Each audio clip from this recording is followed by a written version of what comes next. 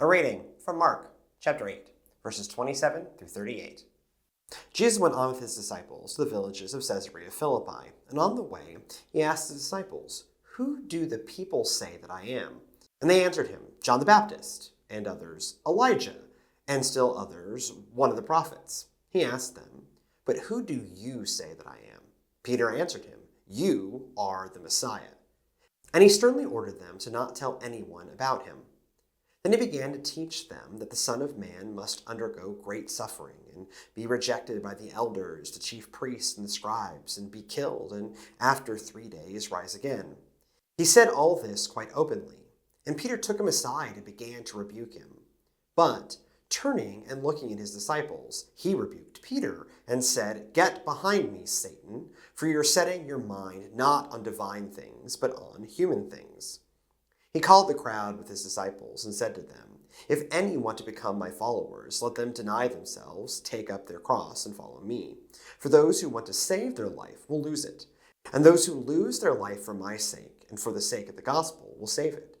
For what will it profit them to gain the whole world and forfeit their life? Indeed, what can they give in return for their life?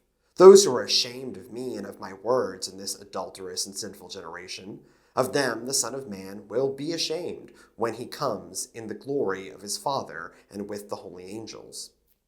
Peter reaches some real high highs and real low lows over the course of this scene in Mark's Gospel. He gives maybe the first ever correct Sunday school answer in Christian history by rightly stating that Jesus is the Messiah. 10 points to Peter. Jesus then states that he will do the thing that the Messiah needs to do: die. Peter does some rebuking of Jesus, and Jesus calls Peter Satan, minus 20 points to Peter. Mark doesn't give us Peter's words, but Christ's reaction reveals a lot. From the biblical perspective, Satan represents evil, but he consistently attempts to accomplish his nefarious means via less than evil sounding suggestions. The snake in the garden, which often gets associated with Satan, merely tells the truth about the fruit of the forbidden tree. Eve's curiosity and Adam's passivity do most of the work. The snake merely opens up a possibility space. When we next meet the adversary head-on, he has cooked up a plan to demonstrate Job's faithlessness.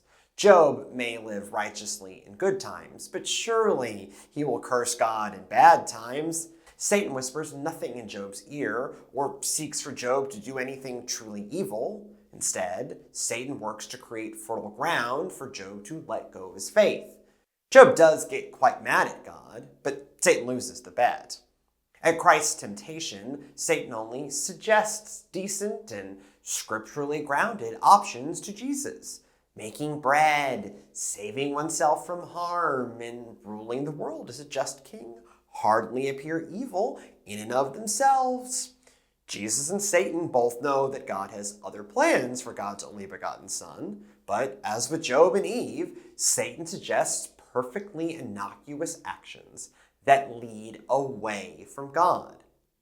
In Satan's starring role as the beast and the prophet of the beast in Revelation, he gains great popularity by only appearing slightly different than the true Messiah. As it says in Revelation 13, 11 through 15, "Then I saw another beast that rose out of the earth. It had 2 horns like a lamb, and it spoke like a dragon. It exercised all authority of the first beast and on its behalf, and it makes the earth and its inhabitants worship the first beast, whose mortal wound has been healed. It performs great signs, even making fire come down from heaven to earth in the sight of all, and by the signs that it is allowed to perform on behalf of the beast, it deceives the inhabitants of the earth, telling them to make an image of the beast that had been wounded by the sword and yet lived, and it was allowed to give breath to the image of the beast, so the image of the beast could even speak and cause those who would not worship the image of the beast to be killed."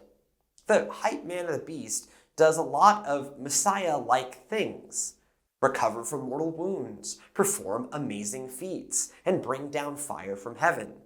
He makes himself look just enough like the real Messiah to cloud the issue.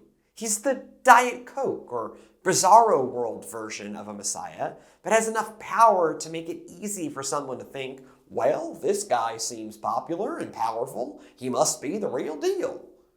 Humans tend to desire a place on the winning side. The beast and his promoter simply present a compelling picture that aligns with human wants and expectations. In all of this, Satan doesn't suggest actions that appear outwardly evil. He simply nudges folks towards doing normal, easy, or fun things that contravene God's will. So, in calling Peter Satan, Jesus implies that the content of Peter's rebuke involves taking easier action that goes against what God wants. Matthew reports the same scene and gives greater detail to Peter's actual words, as it says in Matthew 16:22. And Peter took him aside and began to rebuke him, saying, "God forbid it, Lord, this must never happen to you." One normally should avoid painful death, but God calls Jesus to exactly that. In opening up an alternative, Peter does what Satan usually does, earning Christ's pointed critique. This exchange gives us another window into Christ's humanity. We see that most clearly in the Garden of Gethsemane as Jesus prays desperately for God to take the painful cup from him. However, we catch a glimpse of it here. In calling Peter Satan, Jesus reveals that he feels the temptation in Peter's suggestion. Jesus knows his purpose and knows what it entails. As a human, he will feel every bit of it, and he, too, has the natural human instinct to avoid painful death. I see something powerful in knowing that Jesus wrestled with the extreme nature of his calling. Just like us, Jesus could make his own choices. We are not automatons, and neither was he. Jesus doesn't fall into the Superman problem. Comic book writers and video game producers have a hard time creating meaningful stories about Superman because, given his absolute ability, it's hard to show him struggling or growing. Superman fiction often lacks pathos or dramatic tension. He can just win. I can't identify or connect with an all-powerful spaceman in tights. I don't just win. A fully human Jesus who feels what I feel, struggles as I struggle, and then manages to overcome it is no less miraculous and much more relatable. I can wrap my head around his choice to go to the cross because I know that Jesus starts from essentially the same place as me and then does something that I could never do.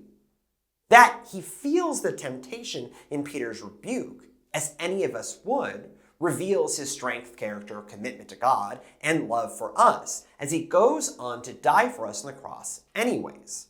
I can empathize with his struggle, and then marvel at his mastery of it.